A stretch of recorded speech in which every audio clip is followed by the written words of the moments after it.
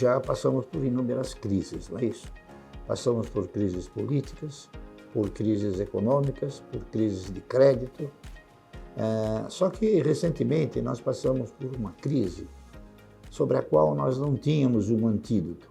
Nas crises políticas, bastava substituir os políticos, não é isso? Nas crises econômicas, acionar determinados mecanismos. E nas crises de financiamento, então, fazer com que as coisas voltassem. Então, as crises tinham mais ou menos um período de gestação pré-previstos, não é isso?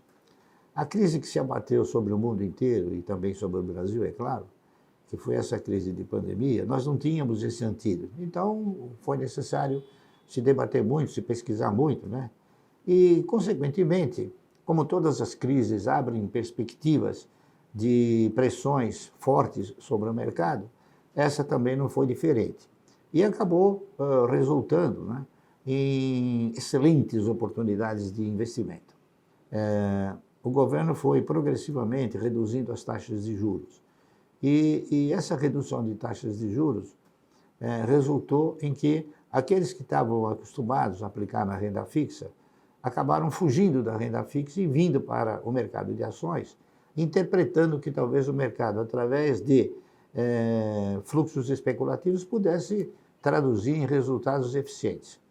Então, esse pessoal que entrou agora no mercado, eles não são investidores, eles são especuladores. Eu tenho absoluta segurança disso, a gente verifica por quê? Por causa do desenvolvimento do mercado, do desenvolvimento dos preços, não é isso? E da postura, a postura que se colocou no mercado atualmente, né? Nós temos hoje uma figura que tem exercido uma pressão muito forte sobre as cotações, são as locações, né? Eu considero que a locação é um estelionato, mas, enfim, o governo não acha, a CVM acha que não, então a gente tem que até alguém se conscientizar de que isso é um estelionato. Então, as locações, elas são feitas em grande escala. Eu poderia até citar alguns, a IRB, por exemplo, que é um papel que eu venho acompanhando com muito interesse, ela chegou a ter 165 milhões de ações locadas. Então, o que acontece?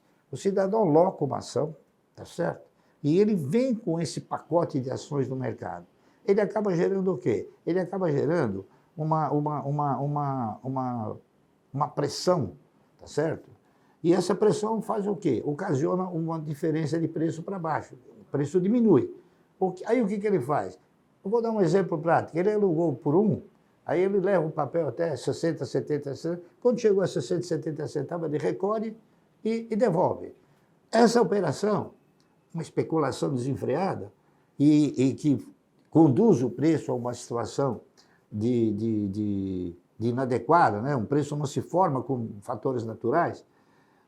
A gente poderia até dizer que é um preço que foi manipulado, tá certo? Eu costumo analisar os números, evidentemente, porque isso é o fundamental, não é isso?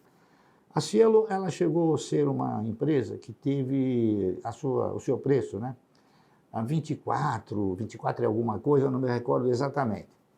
Quando ela produzia resultados de 1 bilhão e 800, 2 bilhões. Ocorre que começaram a ingressar no mercado concorrentes para a Cielo, meios de pagamento, não é isso? Então vieram inúmeras empresas. Essas inúmeras empresas acabaram resultando numa concorrência forte e a Cielo já não teve mais aquela postura monopolística que ela possuía. Aliado a isso, vieram todos os problemas ocasionados pela Covid, tá certo? Os problemas da Covid, eles fizeram o quê? Eles produziram uma retração extraordinária, poderosa, nos meios de pagamento. Então, muita gente deixou de comprar, o camarada deixou de ir no supermercado, deixou de ir no shopping, deixou de almoçar, enfim. Então, os meios de pagamento diminuíram muito. A Cielo chegou a 2019 a dar prejuízo. Aí, imaginem só, ela caiu para 2,20. Muito bem. Agora, no ano de 2021, ela já começou a produzir resultados positivos. Então, nos 9 meses de 2021, ela gerou um resultado de 66 milhões. Então, ela está voltando devagar, não é? Ela está voltando progressivamente. Só que os números voltam, mas a cotação não está voltando. Por quê? Porque existe uma alocação muito forte, muito grande dos grandes fundos, e esses grandes fundos eles fazem o quê? Eles pressionam o preço, seguram o preço, para que eles possam recomprar as ações. Só que, em relação a IRB, em relação a Cielo, eu acredito que deva estar acontecendo o seguinte: os fundos estão vendendo, alugando, vendendo, diminuindo o preço, mas tem quem está comprando. Eu, por exemplo, estou comprando. Então, o que Está comprando Cielo. também Cielo também estou comprando. Então, o que ocorre? Eu estou comprando exatamente por causa desses números que eu falei para você, né? A gente não está enxergando assim, a gente está enxergando para frente. Então, vamos supor que a Cielo, o ano que vem, ela volte a dar 1,5 bilhão de resultado. Ela não vai custar R$2. Andaram produzindo análises e recomendações em relação a preço-alvo, ou preço justo, tá certo? Então, por exemplo, o Safra, ele interpreta, está aqui eu anotei isso, ele diz que o preço justo da Cielo é R$4,80. Mas nesse preço de 2,20 ele não recomenda comprar. O Credit Suisse acha também que o preço justo da Cielo é R$4,80, mas ele não recomenda comprar. O BofA acha que o preço justo da Cielo é R$5,80, mas ele não recomenda comprar. O BBI acha que o preço justo da Cielo é R$3,90, mas ele não recomenda comprar. E o Itaú BBA acha que o preço justo da Cielo é R$5,50, mas ele não recomenda comprar. O único que recomenda comprar é a Genial. A Genial interpreta que o preço justo da Cielo hoje devia ser R$3,30, e ele acha que tem que comprar. Então, o que você deduz da interpretação que esses fundos fazem? Eles estão alugados e vendidos. Ele te fala, não compra, deixa que eu preciso comprar. O aplicador, pessoa física, ele tem que começar a aprender o seguinte, a avaliar com algum sentimento de desconfiança também. Por exemplo, se eu faço essa leitura, por que ele também não pode fazer? Então, se ele fez o seguinte, o papel está 2,20, hoje subiu um pouquinho para 2,40, 2,40 e pouco.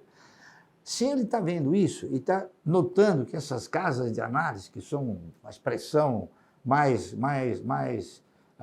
forte do mercado, se eles estão falando que ela vale 5, mas por que não comprar? Então você tem que ter um pouquinho de malícia também, né? Entende? Então eu acho o seguinte, se ele acha que vale 5, está 2, e ele fala para não comprar, deve ter alguma coisa aí, né?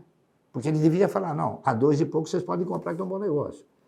Então, a leitura que você faz é o seguinte, é uma leitura assim mais pragmática, eu diria, mas na verdade é uma leitura que é o certo. É o certo, a leitura certa é essa. Ele não quer que você compre.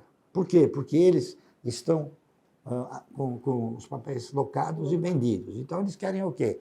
Eles querem que você não compre para abrir possibilidade deles comprar. Então, a estratégia é o seguinte, é questão de projeto.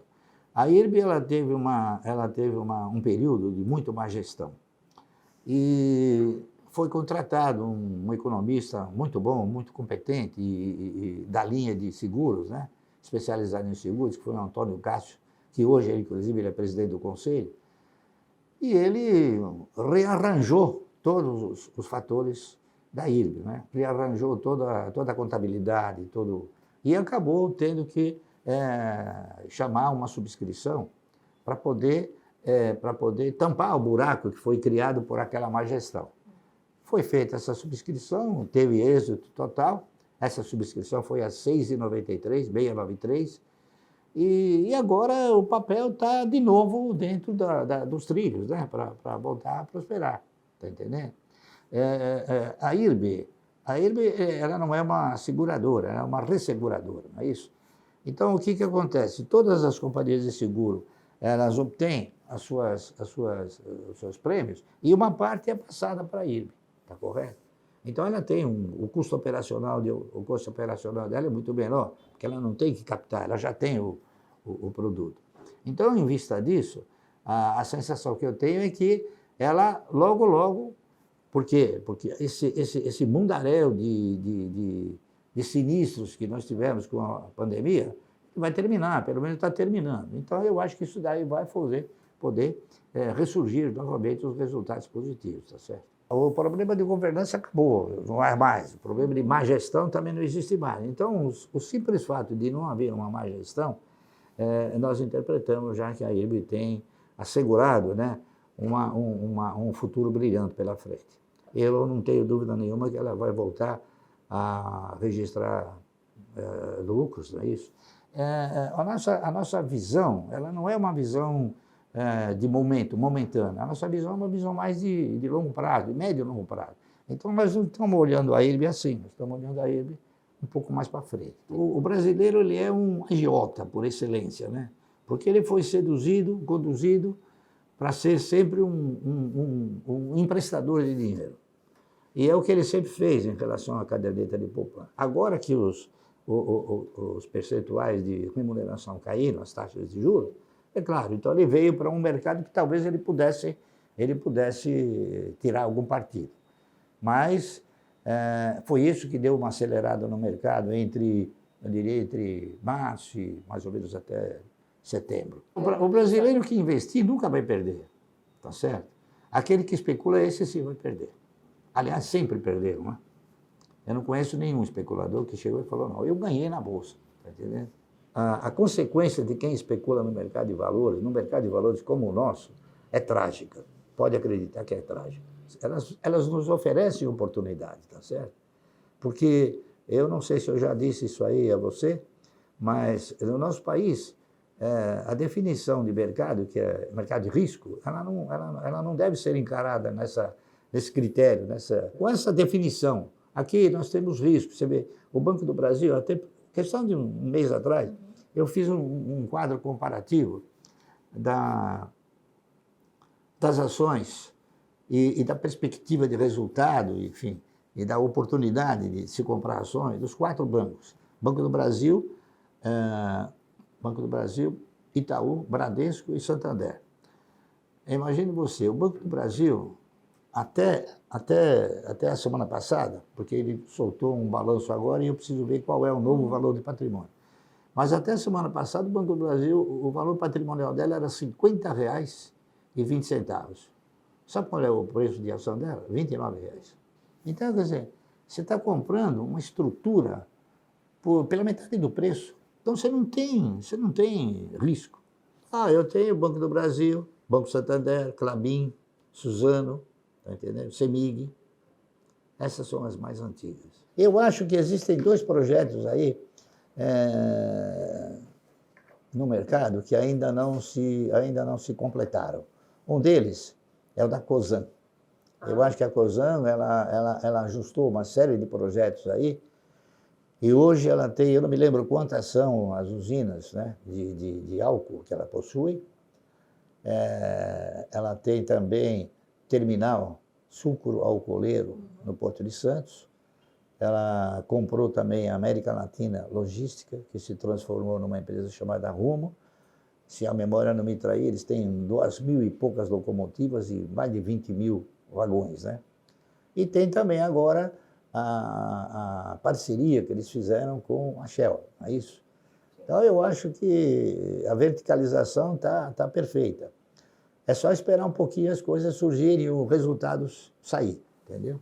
Então, a questão de uns 10 anos passados, mais ou menos, 2009, eu andei comprando algumas ações da Cosan a R$ 4,00. Eu vendi agora, recentemente, a 90. Só que, o que aconteceu? A Cosan, em virtude desses projetos todos que ela deu início, ela fez um desdobramento das ações, tentando, claro, gerar mais liquidez para os papéis, porque ficou num preço muito alto, inibia. Então, ela fez um desdobramento. Com esse desdobramento, as ações voltaram para R$ 20, R$ 22. E aí, nesses 20, 22 reais, elas acabaram ficando novamente uma excelente oportunidade de compra. Elas ainda estão nesse preço, né? Mas eu não vou ver esses preços muito tempo assim. E outro papel que também tem projetos excelentes é uma empresa que é nova no mercado, né? Mas ela é antiga em atividade. É a BR Distribuidora, que se modificou agora para uma empresa chamada Vibra. Então, ela não vai ficar só na distribuição de combustível agora. Ela vai ficar o quê? Na comercialização de energia elétrica. Porque o presidente dela, que é o Wilson Ferreira Júnior, ele tem um expertise fantástico na questão de comercialização. E a Vibra acabou comprando uma das maiores empresas de comercialização de energia. Então, eu vejo isso como um fator extremamente positivo. Então, a Vibra agora não é só distribuição de combustível, ela é uma empresa de várias fontes de energia, não é isso? Então, eu acho que ela vai ter ela vai prosperar bastante. E ainda pelo seguinte também, né? Quem comprou essa participação de 36%